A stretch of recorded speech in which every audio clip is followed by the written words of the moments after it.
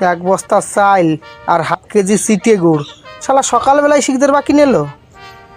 দাদা এই বিস্কুট কত করে? এইটা 5 টাকা। ও তাহলে আর একটা নিলাম, দুটো কত হলো? দাঁড়াও হিসাব করে করছি।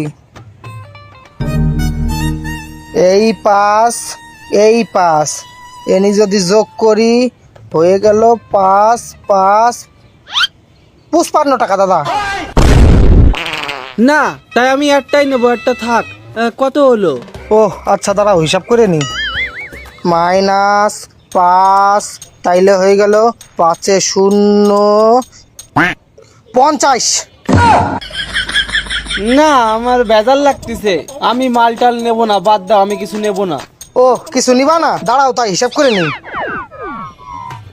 -5 তালি এনি হয়ে গেল আবার সব মিলিয়ে 45। আরে আমি তো কিছুই নিই নাই, তোমার মাল ফিরাই দিলাম, আমার আবার কি করে টাকা হয়? ওরে তুমি মাল নেও আর না নাও, আমার হিসাব তো ঠিক আছে। আর হিসাব করে চলতেছি বলে আমার দোকানটা টিকে আছে। তুমি আমার টাকা দাও, 45 টাকা দাও।